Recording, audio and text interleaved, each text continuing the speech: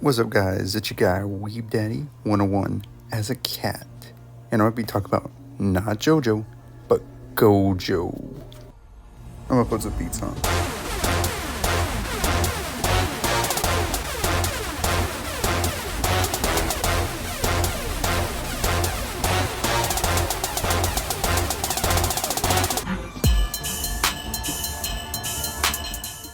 And before I start, this video is sponsored by Raycon Shadow Legends.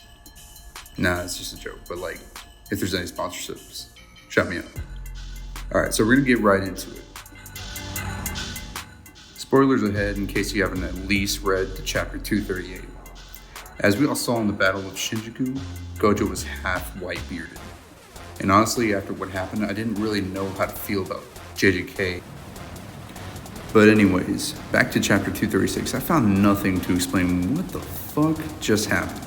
Everything seemed hopeless for JJK, the strongest character was massacred, Megumi is possessed without consent, and Yuki Tsukumo was also half white-bearded.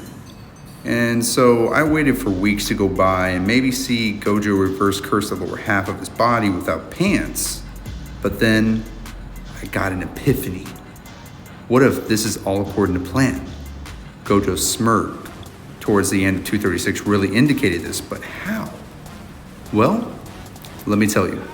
In chapter 238, we see Kashimo fighting a new fully incarnated Sukuna that uses a curse tool called the Supreme Martial Solution, which can call upon lightning. Pretty cool. Kashimo is mesmerized by the sight of Sukuna in all of his glory and ends up getting killed pretty fast. In the next few panels, we see Kashimo in what looks like the afterlife having a conversation with Sukuna about love of all topics. Usually people will blow this off as if this is just a fabrication of Sukuna and Kashimo in Kashimo's mind. But we should not do that. Sukuna says too much in detail about his experience with love and true ideologies about it. This can't be something that Kashimo just imagines Sukuna to say.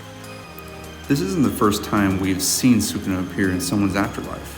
When Jogo was eradicated by Sukuna back in Shibuya, we catch a glimpse of Jogo's version of the afterlife, and it seems there's a recurring factor that each individual, even cursed spirits, have their own personal versions of their afterlife.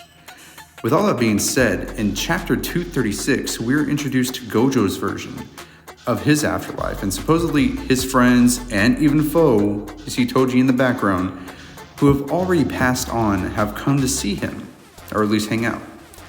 In Gojo's conversation with Geto asks, how was the king of curses? Gojo answers by stating he was crazy strong and wasn't even going all out. I'm not sure I could have beaten him even if he didn't have Megumi's shadows. And then he says some sappy bullshit that doesn't make sense on how he feels sad because Sukuna's lonely. Like, what? Like, where did that come from? When did you feel sympathy for him? But anyways, the reason I bring up all of this, all these small plot elements, is because my theory, my major copium, is that the reason Gojo said all this in his afterlife is because he's trying to make Sukuna let down his guard. Sukuna somehow has the power to see everyone's afterlife as soon as they are near death. My guess is the reason Sukuna has this power is because he has already experienced it and has technically come back to life as a Sukuna we know as of now. Possibly Gojo knew of Sukuna's afterlife sight, whether it be through using his six eyes or something that Jujutsu users know that the audience doesn't yet. I'm not sure, but with this in mind, this has me hoping that Gojo will actually come back, and as a little cherry on top for this theory, maybe even as the same type of being Sukuna has become, an evolved version of a human with 4 arms. But that's basically my theory.